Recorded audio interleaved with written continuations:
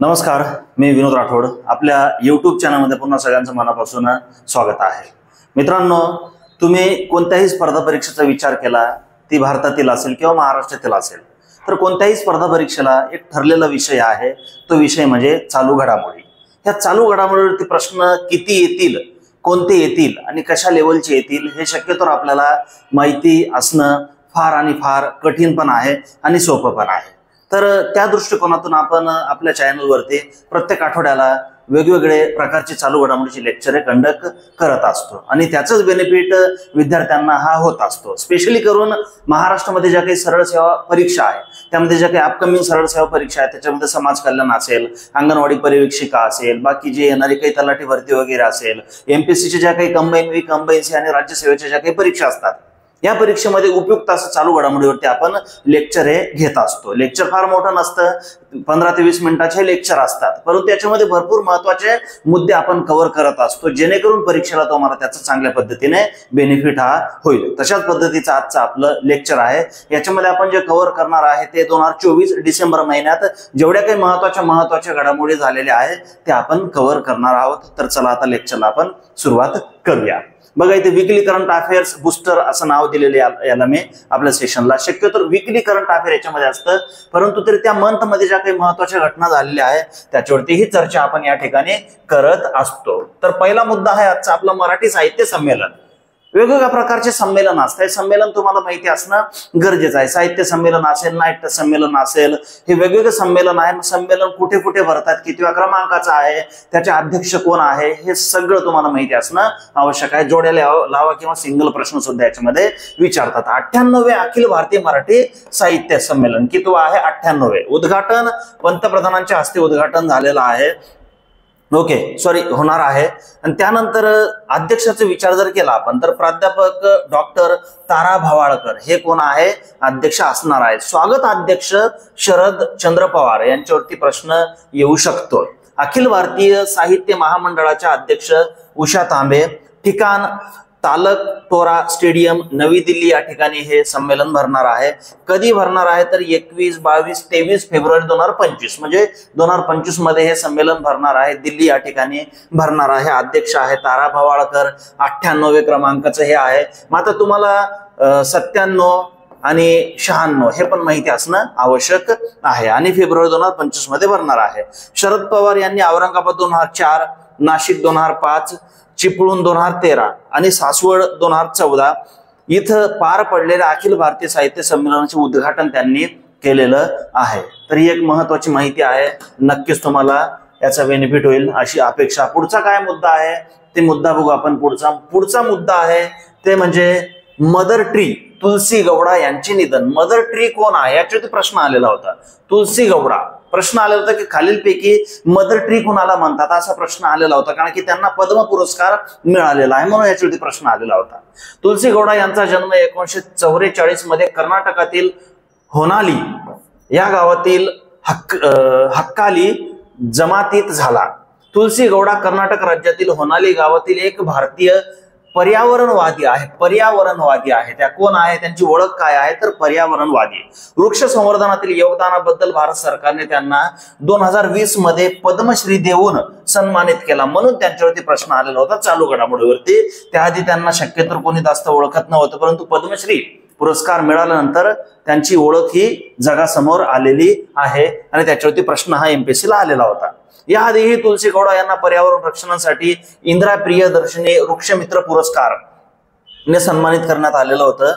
राज्योत्सव पुरस्कार आणि कविता स्मारक तुलसी गौडा पुरस्कार अशा अनेक पुरस्कारांनी सन्मानित करण्यात त्यांना आलेला आहे. त्यांना एन्सायक्लोपीडिया ऑफ फॉरेस्ट असं म्हटलं जातं. त्यांचं निधन झालेलं आहे, त्यामुळे त्यांच्यावरती प्रश्न येईल याच्यात काही एक शंका नाही. वर्षभरातून कोणत्या ना कोणत्या परीक्षेमध्ये हे प्रश्न येत असतात. तसं काही समजू नका की मी एक परीक्षा दिलेली आहे आणि त्याच्यामध्ये सर प्रश्न आला नाही म्हणजे प्रश्न आलेला नाही, अशातला भाग नाही. तर कोणत्या ना कोणत्या परीक्षेमध्ये प्रश्न येत असतात.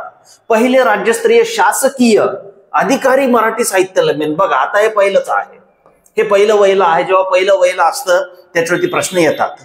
हे पहिलं भरलेले काय आहे तर शासकीय अधिकारी मराठी साहित्य संमेलन. याचा कालावधी 20 ते 22 डिसेंबर. ठिकाण आहे पुणे. संमेलनाध्यक्ष शेखर गायकवाड, स्वागताध्यक्ष राजेंद्र भोसले, आयोजक मराठी भाषा संवर्धन समिती पुणे महानगरपालिका आणि संवाद पुणे यांच्या वतीने. याचं स्वरूप बघा, या संमेलनात आजी माजी अधिकाऱ्यांनी लिहिलेल्या पुस्तकांचे चित्र छायाचित्रांचे प्रदर्शन, नव्या पुस्तकांचे प्रकाशन, कथा कथन असे विविध कार्यक्रमांचे आयोजन याच्यामध्ये केलेलं होतं. पहिले राज्यस्तरीय शासकीय अधिकारी, आता बघू शकतो आपण जे शासकीय अधिकारी आहे, ऑफिसर आहे, क्लास 1, क्लास 2, क्लास 3 यांना सुद्धा वेगवेगळे छंद असतात. ते छंद जोपासण्यासाठी काही ना काही चालना मिळायला पाहिजे, अशातला हा एक काय होता हेतू होता. नोकरी करता करता भरपूर बाकीच्याही गोष्टी त्यांच्या असतात, ते इथे दाखवण्याचा प्रयत्न केलेला आहे. त्यासाठी हे पहिलं काय भरवलेलं आहे, शासकीय अधिकारी संमेलन. आता इथे बघा, तुम्ही बघू शकता आता वॉन्टेड. ओके, तर पहिला खो खो वर्ल्ड कप, पहिला खो खो. आतापर्यंत तुम्ही बघितलं क्रिकेटच्या भरपूर स्पर्धा माहिती आहे, त्यानंतर कबड्डी सुद्धा माहिती आहे तुम्हाला, कबड्डी. पण आता हा पहिला खो खो वर्ल्ड कप जानेवारी 2025 मध्ये बनणार आहे नवी दिल्ली या ठिकाणी, आणि याचे ब्रँड अँबॅसेडर आहे सलमान खान. तर लक्षात ठेवा की पहिला खो खो वर्ल्ड कप कुठे भरणार आहे, पहिलाच आहे ठिकाण दिल्ली. आणि त्यानंतर विचारतील की ब्रँड अँबॅसेडर कोण आहे, सलमान खान त्याचे ब्रँड अँबॅसेडर आहे. याच्यावरती प्रश्न येईल. वेगवेगळे ब्रँड अँबॅसेडर असतात, त्यांच्यावरती प्रश्न येतात. राजदूत यांच्यावरती सुद्धा प्रश्न येत असतात. राष्ट्रीय ग्राहक हक्क दिन 24 डिसेंबर. 24 डिसेंबर म्हणून हा दिवस काय साजरा केला जातो, तर राष्ट्रीय ग्राहक हक्क दिन म्हणून साजरा केला जातो. 1986 साली 24 डिसेंबर या दिवशी ग्राहक हक्क कायद्याला भारताच्या राष्ट्रपतींनी मंजुरी दिली. तेव्हापासून 24 डिसेंबर हा दिवस राष्ट्रीय ग्राहक दिन म्हणून साजरा केला जातो. ग्राहक संरक्षण कायद्यानुसार प्रत्येक भारतीय ग्राहकाला 6 हक्क मिळालेले आहेत. जे ग्राहक आहे, कस्टमर आहे, त्यांना 6 हक्क आहे. सुरक्षेचा हक्क, माहितीचा हक्क, निवड करण्याचा अधिकार, म्हणणे मांडण्याचा अधिकार, तक्रार व निवारण करून घेण्याचा हक्क, ग्राहक हक्कांच्या शिक्षणाचा अधिकार. आता बघा, एक छोटंसं उदाहरण देतो. काही लोक जे आहेत ते मोठ्या मोठ्या मॉलमध्ये शॉपिंग करण्यासाठी जात असतात. मोठे मोठे मॉल, मॉलचं नाव सांगत नाही, पण ते मॉलमध्ये गेल्यानंतर त्यांना असं वाटतं की समजा त्यांनी एखादी इलेक्ट्रॉनिक गॅजेट त्यांना घ्यायचं आहे, फॉर एक्झाम्पल त्यांना फ्रीज घ्यायचा आहे. मग त्यांनी किंमत सांगितली फ्रीजची समजा 30,000 रुपये. आपल्याला असं वाटतं की बाबा मॉलमध्ये आहे तर ते कमी कसं काय करतील वगैरे वगैरे हे ते. तुम्ही ग्राहक आहे, तुम्हाला विचारण्याचा अधिकार आहे त्यांना की बाबा याच्यात काही कमी होईल का. मग ते सांगतात सर बघ तुम्ही माझ्यापर्यंत काही प्रयत्न करता येईल का. मग तो इकडे तिकडे थोडं फिरून येतो, ऑफिसमध्ये मुद्दामून बसून येतो आणि आपल्याला दाखवत मी काहीतरी केलं, करत काही नाही तो, आणि तिकडून येतो चालेल सर काही हरकत नाही, तुम्हाला 2,000 रुपये आम्ही डिस्काउंट देतो.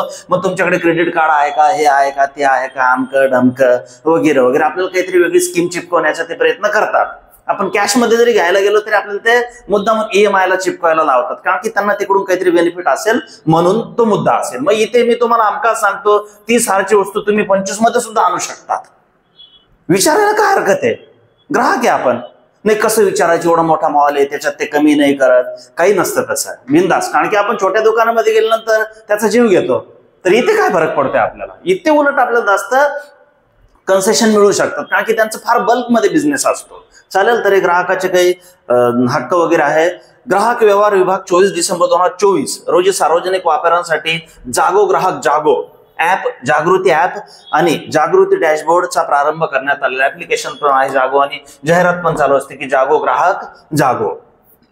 बघा इकडे पुढचा मुद्दा आहे, तो मुद्दा संपलेला आपला. श्याम बेनेगल काळाच्या पडद्याआड 1934 ते 2024. श्याम बेनेगल नावाचे एक प्रसिद्ध दिग्दर्शक आहे, त्यांचं निधन झालेलं आहे. त्यांच्यावरती आपल्याला चर्चा ही करायची आहे. प्रसिद्ध दिग्दर्शक श्याम बेनेगल यांचं निधन. प्रसिद्ध दिग्दर्शक, त्यांनी वयाच्या 90व्या वर्षी अखेरचा श्वास घेतला, म्हणजे 90 वर्षापर्यंत ते जगलेले आहे. श्याम बेनेगल यांनी 1974 मध्ये अंकुर चित्रपटापासून दिग्दर्शन क्षेत्रात पदार्पण केलं होतं. त्यांना 2013 सालचा कला महर्षी बाबूराव पेंटर जीवनगौरव पुरस्काराने गौरवण्यात आलं होतं. 1976 मध्ये पद्मश्री, 1991 पद्मभूषण पुरस्कार, 2005 दादासाहेब फाळके पुरस्कार अशा पुरस्कारांनी देखील गौरवण्यात आलं होतं. त्यांना 2018 सालचा व्ही शांताराम जीवनगौरव पुरस्काराने देखील सन्मानित करण्यात आलं होतं. आता असे जे महान व्यक्ती आहे यांच्याबद्दल MPSC मध्ये स्टेटमेंटचे प्रश्न येतात, आणि जे काही सरळ सेवा परीक्षा आहे त्याच्यामध्ये सिंगल लाईन 1 लाईनर प्रश्न येतात. हे बघा यांची इमेज आहे श्याम बेनेगल यांची. श्याम बेनेगल यांनी टीव्हीवर प्रचंड गाजलेल्या भारत एक खोज आणि संविधान यांची निर्मिती देखील केलेली आहे. 8 वेळा राष्ट्रीय पुरस्काराने ते सन्मानित केले गेलेले आहेत. 1 फिल्मफेअर पुरस्कार आणि नंदी पुरस्कार सुद्धा त्यांना मिळालेला आहे. भरपूर आवड मिळालेली आहे. मोठे दिग्दर्शक होते. Shyam Benegal federation of film societies of इंडियाचे अध्यक्ष होते. सह्याद्री फिल्म नावाच्या कंपनीचे ते मालक होते. त्यांनी the churning with Vijay Tendulkar 1984, Satyajit रे 1988 आणि द मार्केट प्लेस 1989 या त्यांच्या स्वतःच्या चित्रपटावर आधारित 3 पुस्तके सुद्धा लिहिलेली आहे. म्हणजे त्यांचे कोणते पुस्तक आहे याच्यावरती सुद्धा प्रश्न येऊ शकतात. जे काही प्रसिद्ध व्यक्ती आहे त्यांचे काही पुस्तक असतात त्यांच्यावरती सुद्धा प्रश्न हे येत असतात. चला पुढचा एक मुद्दा आहे, महत्वाचा मुद्दा आहे. Under 19 women's Asia cup championship 2024. Under 19 म्हणजे यू शब्द असतो त्याच्यासाठी. Women's Asia cup championship 2024. Under 19 महिला आशिया कपची पहिली आवृत्ती खेळली गेली. पहिलीच आवृत्ती होती ज्यामध्ये भारतीय महिला संघाने प्रथमच विजय ते पद पटकवले. भारताने जिंकलेलं आहे. विजेता भारत, उपविजेता बांगलादेश, ठिकाण मलेशिया या ठिकाणी हे झालेलं आहे. जे पहिलं वहिलं असतं त्याच्यावरती प्रश्न येतात, एवढं लक्षात ठेवा. त्यानंतर बघा कोण आहे व्यक्ती, ओळखा बरं काय आहे यांचं नाव, कोण आहे. इमेज दाखवलेली आहे या ठिकाणी मी. प्रबोवो सुबियांतो, इंडोनेशियाचे राष्ट्रपती प्रबोवो सुबियांतो यांनी 26 जानेवारी प्रजासत्ताक दिन 2025च्या सोहळ्यासाठी प्रमुख पाहुणे म्हणून असतील. आता बघा आपलं 26 जानेवारी आहे. 26 जानेवारीच्या दिवशी प्रमुख पाहुणे म्हणून हे येणार आहे प्रबोवो सुबियांतो. यांच्यावरती सुद्धा प्रश्न येत असतात. 26 जानेवारी, 15 ऑगस्ट या दिवशी कोणत्या कोणत्या देशाचे समजा अध्यक्ष असेल, पंतप्रधान असेल ते येत असतात. याच्यावरती सुद्धा प्रश्न हा येत असतो. 2024चे प्रमुख पाहुणे इमॅन्युअल मॅक्रॉन हे होते. 2025चे प्रमुख पाहुणे प्रबोवो सुबियांतो आणि 2400 कोण होते तेही इथे तुम्हाला मी लिहून दिलेलं आहे. आला प्रश्न याच्यावरती तर तुमचाही फायदा होईल आणि तुम्हाला नोकरी मिळायला मदत होईल. त्यानंतर बघा जानेवारी मध्ये कोणते कोणते विशेष दिन आहेत त्यांच्यावरती थोडी चर्चा करू आपण. प्रत्येक महिन्यामध्ये कोणते ना कोणते दिन विशेष असतात. जानेवारीमध्ये कोणते कोणते दिन विशेष आहे. 2 जानेवारी महाराष्ट्र पोलीस स्थापना दिन. हा शब्द इथे चुकलेला आहे. पोलीस हा शब्द असा आहे शुद्ध लेखनाचा विचार केला तर. 3 जानेवारी महिला मुक्ती दिन, महिला शिक्षण दिन. त्यानंतर 6 जानेवारी पत्रकार दिन. 9 जानेवारी प्रवासी भारतीय दिन. 10 जानेवारी जागतिक हास्य दिन. 12 जानेवारी राष्ट्रीय युवा दिन. 15 जानेवारी भारतीय सेना दिन. 25 जानेवारी राष्ट्रीय मतदार दिन. नंतर 26 जानेवारी प्रजासत्ताक दिन. 30 जानेवारी हुतात्मा दिन. जागतिक कुष्ठरोग निर्मूलन दिन. सगळे दिन महत्वाचे आहे. त्यांचं काही ना काही विशेष महत्व आहे. 2 जानेवारीचे पण महत्व आहे कारण की 2 जानेवारी 1960 मध्ये पोलीस दलाची काय झालेली होती, स्थापना झालेली होती. त्यानंतर 6 जानेवारी पत्रकार दिन. सगळे दिवसाचे महत्व आहे. त्याच्यावरती प्रश्न येईल. त्याचा फायदा तुम्हाला परीक्षेमध्ये 1 मार्क मिळवण्यासाठी होईल. बघू पुढचं आपण काय महत्वाचे मुद्दे असेल त्यांच्यावरती चर्चा करू. ते मुद्दे बघा इथे. महाराष्ट्र विधिमंडळ बद्दल माहिती आहे. महाराष्ट्राचं विधिमंडळ आहे बघू शकता इथे तुम्ही. विधानसभा सदस्य 288. कॉमन प्रश्न सगळ्यांना माहिती आहे. विधानसभा अध्यक्ष कोण आहे सध्या तर राहुल नार्वेकर. हे सगळ्यात कमी वयाचे आतापर्यंत झालेले काय आहे अध्यक्ष आहे. विधानसभा उपाध्यक्ष कुणी नाही.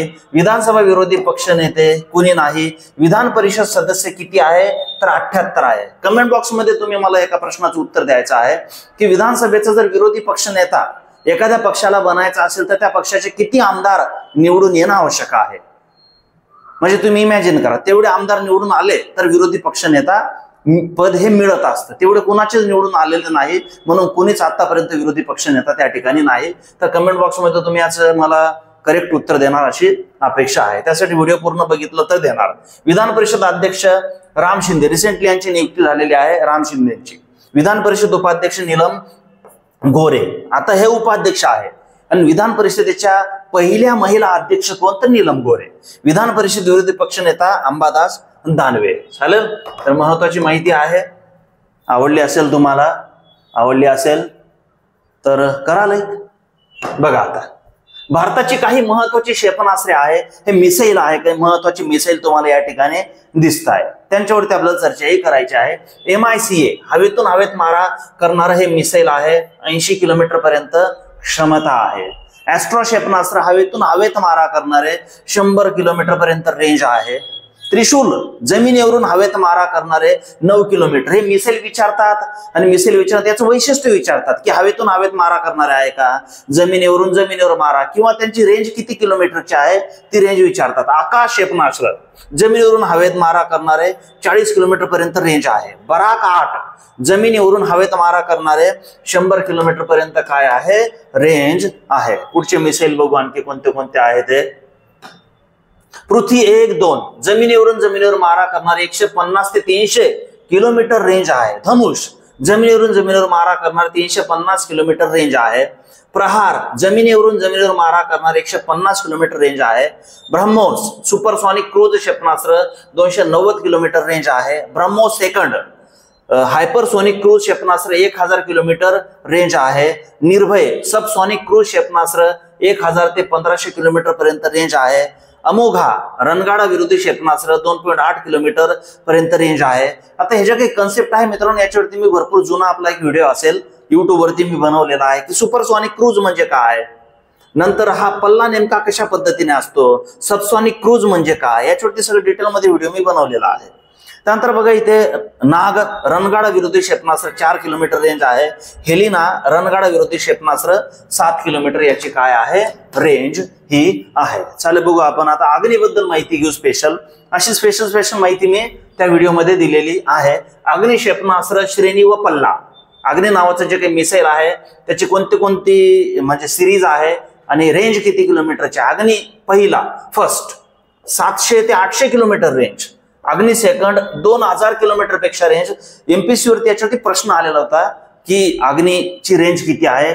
अग्नि 4 आलेला होता. अग्नि 3 2500 किलोमीटर पेक्षा जास्त. अग्नि 4 3500 किलोमीटर पेक्षा जास्त आणि अग्नि 5 5000 किलोमीटर पेक्षा जास्त. हे आंतरखंडीय क्षेपणास्त्र आहे ICBM. तर अग्निबद्दल ही इन्फॉर्मेशन आपण घेतलेली आहे. प्रश्न याच्यावरती आलेला सुद्धा होता आणि ज्याच्यावरती प्रश्न येतात त्याच्यावरती प्रश्न पुन्हा पुन्हा येत असतात.